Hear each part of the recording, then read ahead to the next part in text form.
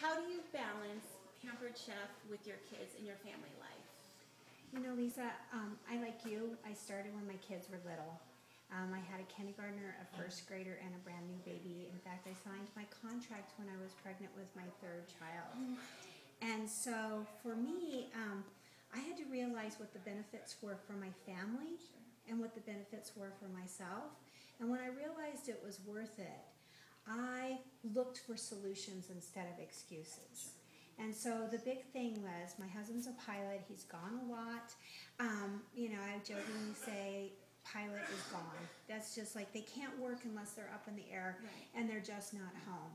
And I didn't want to leave my kids with teenagers or in any unsafe situation, so I joined a babysitting co-op. And that babysitting co-op was one of the best things I ever did. Because not only did I have good child care for an hour or 2 hours or for a special event, I also had a place where my kids wanted to go, and they wanted to have other kids. And I found a whole bunch of other women who wanted to make money, save money, get away from their children occasionally, have other children around. And through that babysitting co-op, we recruited 13 people. 13 people. And it was funny because we were all in about a 2-mile area. And this was in Omaha, but we were all over the place. We weren't stepping on each other's toes.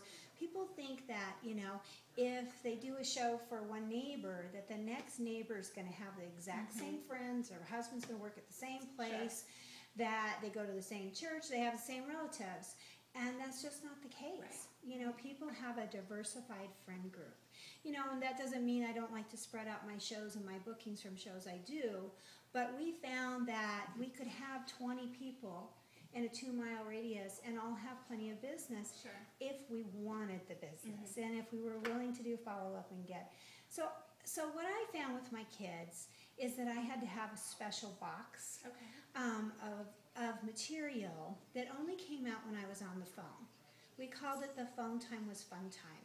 And it was a great training that I took from, you know, an outside consultant.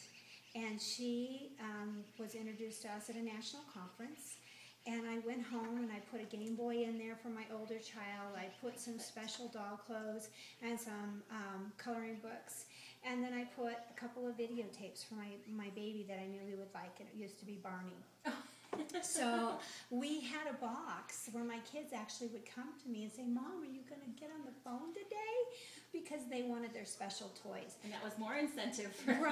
I had to rotate things around. I mean, there were times where they interrupted me. I started my very first Pampered Chef office in the dining room. And I just didn't have room for an office. We were in a rental house. And I had a dining room table, and I put a tablecloth on top of it. And underneath that table was a milk cube. And it was everything I needed to make packets, and it was all of my records. And so if I needed to make host packets and work on my show folders and things, I was able to take that in the room with my children and work around them while they were playing. But if I had to get on the phone and follow up on my leads, I could take that milk crate up to my bedroom, and I could make my phone calls there. And my kids knew if they interrupted me that the toys went away and they wanted those toys. And so it didn't always work. Sometimes it was like, as soon as Mom is done with this, we're going to go to the pool.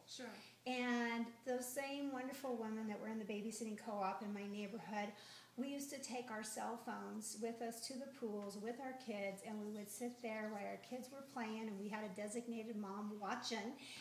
And the other 3 of us would sit there on the telephone and make our booking calls and our recruiting calls.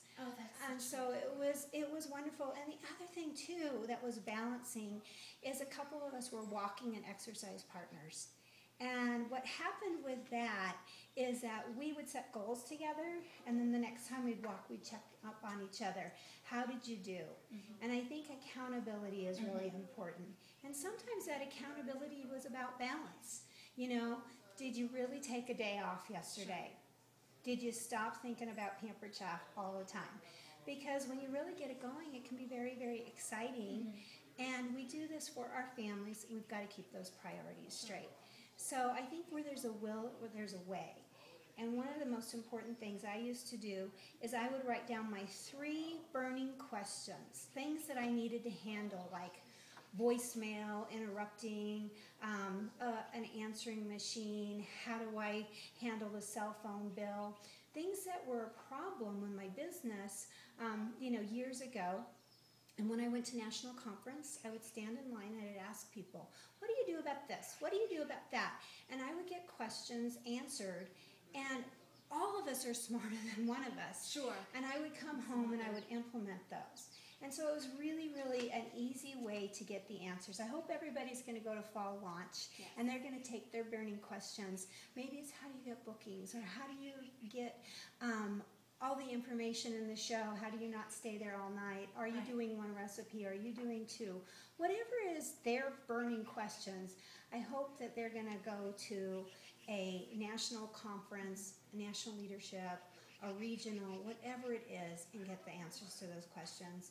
And I know a lot of times it is about balance. Yes. How do you do it all? Yes.